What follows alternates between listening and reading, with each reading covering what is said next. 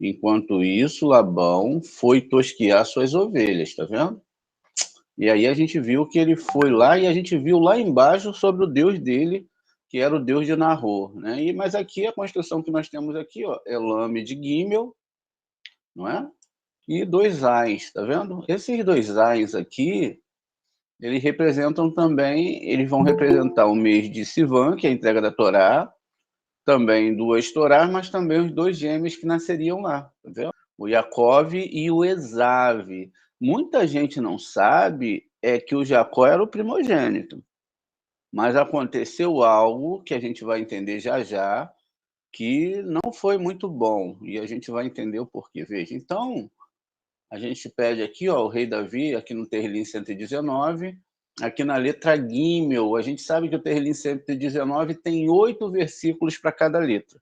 Então, a letra Aleph tem 8 versículos, a letra Gimel tem 8 versículos, a Beit, todas elas, até a letra Tav tem 8 versículos, que são referências, não é, a Biná, a oitava Sefirot Biná, e assim a gente vai compreendendo como as coisas funcionam dentro da Torá. Aqui ele diz aqui, ó, abre os meus olhos para que eu possa perceber as maravilhas do seu caminho. Gal, Enai, Veavitá, Nefiliote, Metoraterra. Então, veja, abre os meus olhos para que eu possa conhecer a tua Torá, tá vendo? Então, a palavra Torá aqui, ela está definida para a gente abrir os nossos olhos para conhecer essa Torá. Então, veja, a palavra aqui, ó, é o mesmo Gimel e o mesmo Lamed que estava descrito lá. O Gimel, ele representa o planeta Júpiter, né? Exatamente a palavra Hesed. E Enai. Então, o que a gente lembra da nossa aula Gálgata e Enai? Veja, são espiritualidades que representam exatamente a nossa questão de estar adentrando esses mundos espirituais. Então, o que o rei Davi não está falando aqui não é metaforicamente para Deus abrir os olhos deles. A mesma história está acontecendo lá atrás. Gálgata Enai. Abre os mundos espirituais, né? Vê habitar, para que eu conheça. Não é? A gente tem aqui, ó, vê habitar, Nefiliote, Metoraterra, para que eu possa entender a tua Torá. Então, veja, aqui a gente tem envolvido Nissan, ó, Nissan. A gente tem o Yud, não é? O Yud representa qual letra? Representa qual mês, não é? Então, veja, ó, a gente tem que ver isso. A letra Tav representa o mês de ave, não é isso? O Yud vai representar o mês de Elul. O Vav vai representar o mês de Iar, né? E a letra Aleph é a que representa o eterno. Ó. Gal, Enai, abre os meus olhos, né? Ó, a gente tem aqui Gal 33, que é também a palavra monte. Então, quando você passa o monte lá, o nome do monte é, né? Gal, Enai, tá vendo? Então, eu tenho aqui 70 mais 70, 140, e assim a gente vai avançando. Gal, Enai. Então, eu tenho aqui Gal, Enai, marcado, ó. Abra os meus olhos, né? Ó, Enai. Abre as sefirotes, Keter e Rorimá. Abra os mundos espirituais. Por favor, Hashem, deixa eu compreender essa Torá. Hashem, faz a minha alma se apegar a essa Torá com todo o meu coração. Hashem, que ela seja a minha forma de entendimento, tá vendo? Então, se eu desejo muito isso, não é? Então, para que eu possa perceber as maravilhas do teu ensino. Então, o que a gente está fazendo? A gente está entendendo as maravilhas do ensino de Hashem e avançando cada vez mais, né? Então, a gente vai terminar a segunda parte aqui. Vamos ver essa parte para que a gente possa continuar a entender, né? Venha como meu pão e beba o vinho que eu misturei. O que que aconteceu com a Torá? A Torá ela foi quebrada porque houve idolatria, Moshe teve que quebrar a Torá e ela foi dividida e misturada. Então você busca um pedacinho aqui, um pedacinho ali. Você sabia que o seu trabalho é reorganizar a Torá? Que é essa Torá você tem que reorganizar ela dentro de você e reorganizar ela dentro das pessoas. Aí as pessoas vão estar no caminho, daqui a pouco você vai ensinar a Torá para as pessoas e elas vão falar: "Caramba, mas como que eu não vi isso antes?". Não estava, né, muito difícil mesmo. Se não tiver os nossos sábios, se não tiver um mestre, uma pessoa que, a Shem separa para fazer essas coisas, esses ensinamentos não vão chegar a uma das pessoas. E as pessoas vão continuar indo atrás de traduções, pessoas que vão buscar, cadê os originais, né, eu vejo muito isso aí hoje em dia, cadê os originais? Quem escreveu? Olha, meu Deus, não, a Torá não tem nada disso, a Torá nem está preocupada com isso, porque o que está escrito guematricamente, tem toda uma questão, pode-se fazer cópias desde o momento que se faça certo, né? E tudo que se aprendeu aqui foi através de cópias, né. Inclusive, o alastramento da própria palavra do Eterno foi através dessas cópias que avançaram e que trouxeram nesses tempos, uma forma do homem buscar Deus, né. Então veja, observe esse, versículo, vamos ver aqui em cima, ó: "Mas não há ninguém que eu emprestei", né, aqui ó, eh, aqui a gente está falando de Provérbios 9, 4, 5, não é? E aqui a gente está falando sobre a questão do pão e do vinho.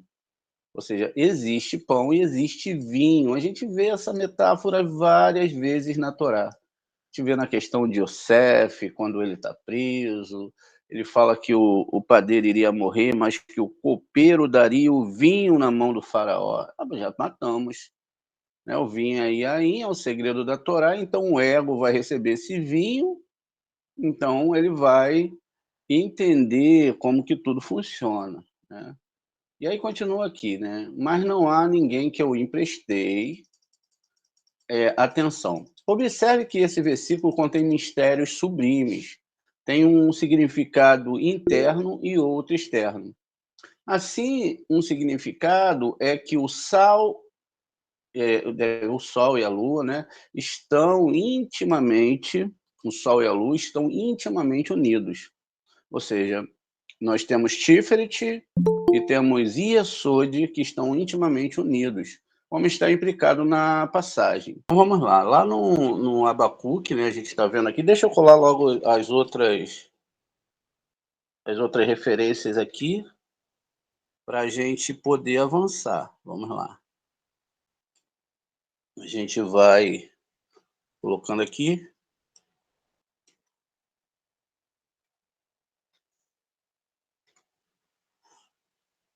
Muito bem, ó, a gente vai terminar aqui e rapidamente, ó, 422, terminamos e vamos começar agora o resto dessa aula, não é? O resto da aula que vai levar a gente a entender, né? O princípio, a gente já teve um início nessa aula, a gente já falou bastante coisa e agora a gente chegou aqui, ó. O sol e a lua permanecem calados em seu quarto. Isso é o Abacuque 3:1. A outra é que Adão e Eva foram criados como um casal unido, e quando eles se uniram, Deus os abençoou, pois a bênção só reside onde há, olha, macho e fêmea. Onde há o quê? O desejo de receber e o desejo de doar. A fêmea é o desejo de receber e o macho é a vontade de doar. Observe que quando Jacó partiu em sua jornada para Harã, ele ainda estava sozinho, porque ainda não havia se casado. Então, quando ele foge de Esaú, ele não era casado, ele estava sozinho. O que as escrituras dizem sobre essa ocasião? E ele iluminou o lugar. Gênesis 28, 11. Por quê? porque Iacov era o sol, tá vendo? Ou Tiferet dentro da alma. Por isso que ele estava sozinho. Então, o sol iluminou todas as coisas, né? E depois a lua vai ser a parte feminina, porque o sol dá a luz para a lua. Isso é uma metáfora interna dos mundos espirituais. Está tudo ligado numa coisa só, não é? Mas pode ser que a pessoa receba a luz do sol e receba a luz da lua, mas que eles não tenham a metáfora desse sol, dessa luz divina e dessa luz da lua na vida dela. Então, a gente não pode pegar e colocar isso como se fosse realmente o Sol e a Lua. Fazem parte desse aspecto, mas aqui a questão é totalmente espiritual. Então, ele estava sozinho porque ainda não havia casado, o que as escrituras dizem sobre essa ocasião, e ele iluminou o lugar. Então, veja, Gênesis 28:11. E só foi prometido o livramento em um sonho. Então, ele teve um sonho, e nesse livramento ele recebeu, ele viu uma escada onde subia e descia os anjos. Mas agora ele era casado e veio com todas as tribos, ou seja, nesse momento que a gente está falando lá de Bereshit 31, livramento em um sonho, mas agora ele era casado e veio com todas as tribos.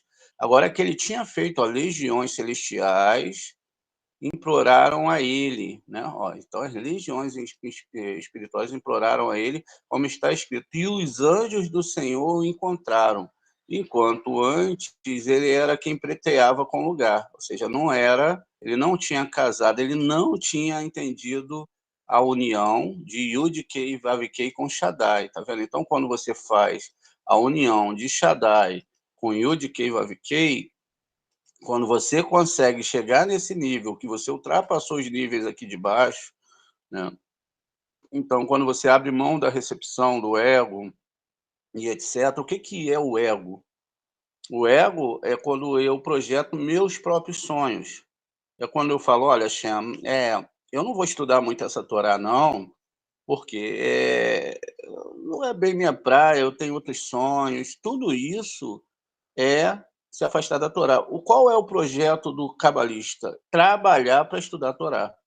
Todo o prazer dele vai estar na Torá do Eterno. Vamos ler aqui o Terrilim 119 para a gente ver se Davi realmente falava isso. Será que era isso? Vamos olhar aqui num versículo, partir aqui de Gal Enai, que está ligado lá. Ó. Abre os meus olhos para que eu possa perceber as maravilhas, ó, do seu ensino.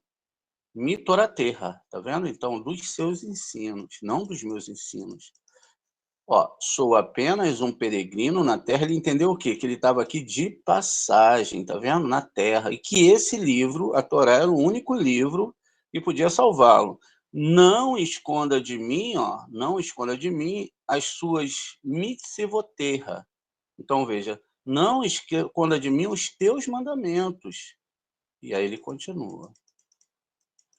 Minha alma é consumida pelo desejo das suas regras em todo momento, ó. Então, Davi, ele amava a Torá do Eterno profundamente, ele era apaixonado por essa Torá.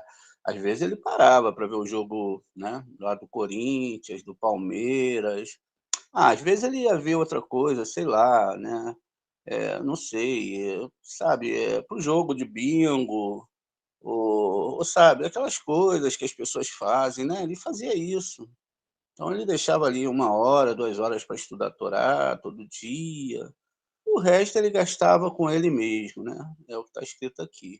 Só que não, né. E aí ele continua assim, ó: "Você destrói os malditos e insolentes que se desviam do seu mandamento". Por que eles se desviam? Porque eles não gastam a sua vida com esse mandamento. Eles gastam a sua vida: "Olha, vamos servir a Deus porque a gente vai ter um iate. Vamos servir a Deus porque a gente vai ter uma vida muito maravilhosa aqui. A gente vai ser muito feliz aqui nesse mundo. Ah, vamos então, gastar toda a nossa vida trabalhando". Agora veja, trabalhar para construir a Torá, para construir estudos de Torá, trabalhar para o eterno. Você está entendendo? O eterno, trabalhar para o eterno na minha casa, na minha comunidade, no meu grupo, trabalhar para a gente ter o melhor ensino, ter os melhores livros. tem a melhor forma de aprender e investir nisso. Era isso que o rei Davi fazia. Ele fez isso quando ele gastou toda a sua vida e deixou tudo para o seu filho Shilomon construir o local que seria a casa do Eterno. Ele nem mesmo participaria. O que Hashem falou para ele? Ô, rei Davi, suas mãos são sujas de sangue. Mas ele não matava as pessoas, a gente sabe que não, né? Ele via os fetos, ele via, a mão dele era suja de sangue porque ele ficava esperando o Machia, os fetos, né? Ele pegava e aí tinha um aborto, como no caso lá da filha de Batsheva, que não foi um aborto, gente, de uma criança. Todas as vezes que fala Shilomon, que é chamado de outros nomes na Torá, é o Eterno. Só tem uma vez que a palavra Shilomon não é o Eterno, como a gente vai ver no estudo exatamente lá do Sefer Barri. Então veja, quando o rei Davi, que era aquela essência, aquela vontade dentro do ser humano de ter o melhor para o seu Deus, de dar o melhor para o seu Deus. Quando você vai nesses templos pagãos aí, na Índia, vamos lá, tem um templo do rato, né? Os ratos estão lá, eles botam comida para aqueles ratos. Os ratos ficam à vontade, bebem leite. Imagina quanto dinheiro não se gasta com isso. As pessoas vão lá, beijam os ratos, se prostam, os ratos comem dentro junto com ele, no meio das fezes dos ratos. E eles investem tudo que eles têm naquela fé, eles gastam tudo. Você vai aí no meio de qualquer religião, eles investem em tudo, eles fazem o melhor, é o melhor estátua. Olha, essa estátua aqui só tem 2 metros, vamos mandar fazer uma de 6 metros. Nosso Deus merece, vamos botar olho de brilhante, a gente bota de ouro aí, pô, a gente está falando do Buda, né? A gente está falando aí desse Deus Ganeja. Vamos fazer o melhor, gente. E quando chega para questões da Torá, quando chega de fazer para o Eterno, para estudar a sua Torá, para fazer a questão melhor, as pessoas não fazem. E aí o que acontece? Quem é desonrado nisso tudo? Né? Então veja, o que o rei Davi fazia, nós temos que fazer na nossa essência, dar o melhor, não é dar o resto. A gente tem que dar o melhor para o Eterno, melhor estudo, montar os melhores locais para a gente poder estudar essa Torá, ter os melhores, não é? É por isso que as religiões elas estão lá em cima. É por isso que elas se espalharam. Justamente porque as pessoas dão o melhor. Mas por que elas dão o melhor? É muito fácil você tirar o melhor das pessoas quando as pessoas têm interesse. Então elas falam assim, eu vou dar porque Deus vai me abençoar. E aí quando a gente fala, olha, você deve dar somente por amor, sem esperar nada em troca. Aí as pessoas já não têm aquela parte do ego, não é? Inseridas ali, veja, sou apenas um peregrino na terra, não esconda de mim os teus mandamentos. Por isso é que Deus chama Davi de amigo. Ele chama Davi do meu servo. Davi é o único homem que não teve reencarnação nesse mundo. Quando a gente fala do humano, a gente não está falando do sistema espiritual que foi desenhado em cima da história dele. Quer dizer, se ele é o único homem que não teve reencarnação, ele passou por todos os processos espirituais e ele entendeu a Torá. Por que ele entendeu a Torá? Porque ele foi buscar cada um desses ensinamentos da Torá. Mas o que ele fez? Ele juntou tudo o que ele tinha. O desejo dele era esse. O desejo dele não era conquistar outro reino. O desejo dele não era ter carros e cavalos. O desejo dele não era esse. O desejo do rei Davi era servir a Shem. E em cada minuto ele entendia isso. Então ele tinha 2 torotes. Uma Torá que ele guardava no seu tesouro pessoal e outra Torá que ele carregava com ele para onde quer que ele fosse. Não como um pingente ou um patuá ou algo assim, não, para que ele pudesse consultar. Então ele consultava, quando surgia alguma coisa, referente aos mundos espirituais, não da forma que as pessoas entendem. Então eles iam lá, ó, e ele consultava. O que que ele consultava? Gal e Enai, que são os mundos superiores, são os mundos da recepção. Então, quando a gente chega nessa questão de amar as coisas do eterno, então a gente vai avançar dentro da gente nesse amor. Pedir a Hashem para Hatson, desejo, cria em mim desejo de estudar a tua Torá. Então aí vamos lá, o aluno que está começando agora, ele vai pegar, e legal aqui, Gal Enai, o que que é isso, né? Então ele pega aqui, ó, ele vem, pega o seu caderno de uma forma muito, né, muito santa, tomando todo o cuidado, o melhor que ele puder fazer. Então ele vai lá e copia o versículo, tá vendo? Aí ele começa, ele vem aqui, chama, não vou conseguir entender tudo traduzido, não adianta eu ler a tradução. Então ele vai lá, pega o Gimel, bota, né, ele bota aqui, ele vai saber que o Gimel é um planeta, está dentro da Begad Kefat, que são as 7 letras que são os planetas, está vendo que existe um Dagish aqui dentro, então ele já vai compreendendo, está vendo? Aí ele vê aqui embaixo um patar, né? Ele já entendeu que esse patar faz parte da letra Dalet, não é? E se aí ele tem um segol aqui embaixo, ó, então, ó, ele já está sabendo que aqui, quando ele está falando, ele já está falando desse patar e já está falando desse nível de alma. Qual é o nível de alma que eu tenho aqui? O mais baixo, que é o Nefesh. Está vendo onde nós está? Então, é o Rorimá e o Biná do meu mundo que está falando aqui. Tá vendo? Aqui não, aqui eu já estou no nível de Rua. E aí aqui essa letra central, esse ponto central. Então, olha, eu vou pegando isso e copio muito devagarzinho, não é? Entendendo cada aspecto, e aí vai dar trabalho. O que é o Lamed? Então, pô, Moré ensinou que o Lamed, eu não lembro. Então eu tenho que ir lá buscar o que é esse Lamed.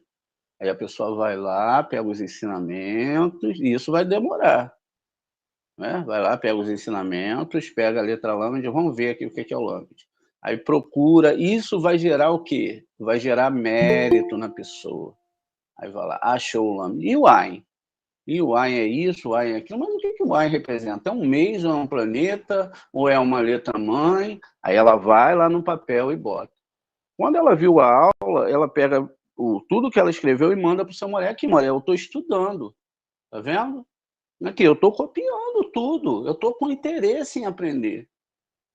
Então aí o Moré vai olhar o material, vai falar, olha, a sua letra aqui pode melhorar, aqui está certo, aqui está errado.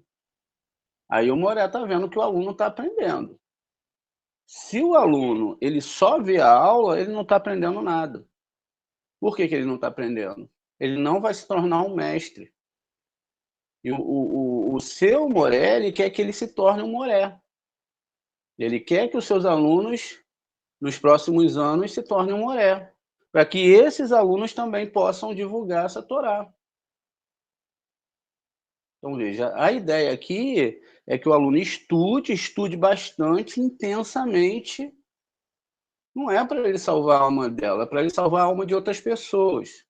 Então, aí, o aluno fazendo isso, aí ele pega, olha, eu estudei aqui, já achei a gematria, já estou achando algumas coisas aqui, e realmente eu já consegui avançar. Mas tudo isso tem que ter muita vontade e muito carinho. Então, a pessoa ela reza para que Hashem... O que o rei Davi falou aqui? Ó, Hashem, abre os meus olhos para que eu possa, Gal Enai, que é esses mundos superiores, entender a sua Torá. Então, tudo isso através do alfabeto hebraico, copia tudo direitinho, porque eu vou falar para vocês, vocês estão lidando com forças espirituais, com letras espirituais. E se vocês estão acordando agora, é porque vocês têm que fazer o melhor estudo, fazer a melhor questão, investir nos seus estudos, vai na papelaria, compra a lapiseira que der para você comprar melhor, o melhor caderno que tiver dentro das suas condições, separa esse material, borracha, lápis de cor, investir em livros também, se você puder, tudo o que você puder para entender sobre esse Deus e o único e verdadeiro Deus. Tá? É assim que funciona. Não tem nada a ver com você: vou orar hoje para que Deus consiga isso. Vou orar amanhã para que eu consiga aquilo. As coisas estão funcionando. Ai, meu Deus, eu estou sendo" não é nada disso. Na verdade, às vezes as coisas podem ficar bem escangalhadas antes dela conseguirem chegar aonde tem que chegar. Porque Deus vai testar a sua fé e ele vai testar para mostrar para você se você é realmente ou não. Por isso que você vê um monte de gente desistindo. Você começa a ver um monte de gente acordar de madrugada, daqui a pouco todo mundo cai na mão do Etserrará. Porque, de verdade, eles não estão amando a palavra do Eterno. Quando você ama, quando você sabe aquele temor que você tem que ter, quando eu tiro um dia de folga, eu já falo: meu Deus, eu perdi, não deixo de estudar, mas eu perdi, Hashem, um dia de estudar totalmente a tua Torá. Então eu fico até pensando nisso, né? Até eu fico pensando, mas a gente precisa de um dia para descansar. Mas eu sei que eu tenho um grande prejuízo espiritual com isso. Então veja, algo que a pessoa tem que gostar. Por exemplo, você pega um jovem, bota na frente de um computador, de um jogo, ele fica ali o dia e noite. Fica querendo chegar na próxima fase, vencer os inimigos, e tudo isso se dá no mundo mental e visual. E ele não sai ali, né? Tem pessoas que até ficam viciadas. Para vocês verem, teve pessoas que já morreram por ficarem muitas horas jogando videogame. Então, é esse nível de amor que é lógico que a pessoa não chega de uma hora para outra. Não é amanhã você vai acordar, estudar 7, 8 horas de Torá. Isso demora anos. Muitas coisas vão ter que ser sacrificadas. É aquele dia que eu ia fazer aquele churrasco, não que eu não possa fazer, né, mas o dia que eu ia fazer aquele churrasco, que eu ia passar o dia no shopping, que eu ia fazer essas coisas por prazer do meu corpo, tudo isso vai sendo cortado. E tem que ser cortado, porque senão você não vai conseguir criar força para entender essa Torá. Veja, então, quando você está lidando com essas forças, você está lidando com forças espirituais. Se você não tiver um total desejo, ou seja, de fazer essa união, de entender essa Torá, de pedir a Hashem para ele pegar a sua alma, Senhor, obriga a minha alma a estudar a tua Torá. Então não adianta que você não vai conseguir sair se você pedir isso. E aí você começa esses estudos e entende esses estudos. Agora, se você tem outros sonhos, além da Torá, e não entender que você é um peregrino, não falo outros sonhos, eu quero andar de lanche o dia todo, eu vou pescar não sei aonde, aquela coisa toda. Então, nem precisa começar a estudar essa Torá, pode ir de férias, já, sabe? Porque não é assim que funciona a Torá. A Torá é um livro que você está estudando para que você possa avançar na Torá. Por isso que o rei Davi fala tudo aquilo ali no Terrilim. São 8 letras, né? 8 versículos para cada letra, e onde ele vai falando do amor dele pela Torá. E como a pessoa deve se apegar a essa Torá. Por isso que está escrito lá em Yehoshua, estude essa Torá de noite. Se Deus sabe que é para estudar de noite, é porque você não tem, dentro de uma vida, possibilidade de estudá-la toda. Porque você tem que aprender as letras hebraicas, você tem que aprender pontuação, você tem que aprender a ler, você tem que aprender cada sefirote, você tem que aprender as sefirotes que estão dentro das outras sefirotes, você tem que compreender cada uma história, você tem que sair da questão literária para a questão metafórica. Então, tudo isso demora-se tempo, mas isso não se leva aprendendo quando você não faz esse exercício. Quando você não pega e coloca, não, eu tenho que estudar. Aí vai lá, você vai estar estudando. E, poxa, e se eu fosse em tal lugar, vou lá conversar com meu compadre, vou ficar umas 10 horas lá conversando, vai ser legal, vamos tomar um café, isso é importante? Não. A palavra, se não for para conversar de Torá, Deus fala que a mesa, que alguém senta e não estuda essa Torá, para Deus é como vômito. Para Deus, esse é um pecado. Esse é o nível que se tem que ter de estudo de Torá. Para pensar, se Deus fala que é como vômito, para mim vômito é pior do que fezes. Eu já tive a experiência, de estar num local onde a pessoa vomitou dentro de um transporte que era meu na época, e para limpar aquilo, meu Deus do céu. E o cara tinha vindo de uma bebedeira, pelo que ele entrou lá na Kombi, né, que eu tinha, ele vinha de uma bebedeira, e ele estava muito bêbado, e aí eu deixei ele entrar na Kombi. Aí no meio do caminho, ele vomitou a Kombi toda, acabou com o dia, acabou com a noite, porque aquele cheiro não saía de jeito nenhum. Então, pare para perceber que quando você senta numa mesa, que você faz Lashon Hará, você fica dentro de grupos de bate-papo, fazendo Lashon Hará, enquanto podia estudar a Torá. Enquanto você estiver na sua mesa, na sua casa, fazendo Lashon Hará e não falando de Torá, você está no vômito. É isso. Às vezes a gente entona a voz um pouco, né, mas é isso. Então você tem que desejar, você tem que ir colocando. Por quê? Você vai empurrando o que é errado e vai colocando o que é certo. O que é certo? A Torá. Ou é a Torá ou não é nada, ou é o que a gente deseja. E o que a gente deseja? Tudo que o corpo, não é, o futebol, conversar sobre isso, sobre aquilo, etc, não é? Que tudo esteja bem, que tudo esteja, se nós sejamos muito felizes, mas não é isso, a Torá não é isso. A Torá você vai ver, às vezes a gente fica vendo as histórias, né, e a pessoa era muito rica, aí daqui a pouco vem um problema, um morreu, o outro ficou doente, o outro ficou com depressão, o outro ficou assim, o dinheiro não adiantou de nada. Às vezes até era pessoa pobre também, aí a vida estava muito boa, tinha casado, teve filho, estava tudo muito bom, e aí veio o problema. O problema pode ser variado, problemas são variados. A questão de ser rico ou pobre não muda o ticunim de ninguém.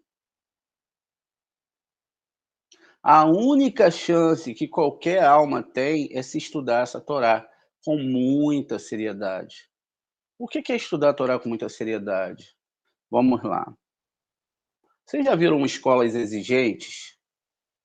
Por exemplo, hoje em dia nossas escolas são uma bagunça, não é? A voz do ego tomou lugar. Então as crianças, elas não têm, as meninas não têm pudor, os meninos, eles podem falar e fazer qualquer coisa, até agredir os professores, brincam, falam, não respeitam.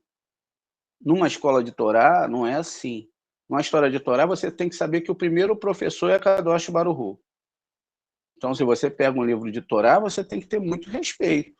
Veja, é aberto um rolo da Torá, beija-se a Torá, se apaixona pelas aquelas palavras que estão escritas ali. Há todo ali um método de você começar um estudo, não é? Rezam assim antes de estudar a Torá.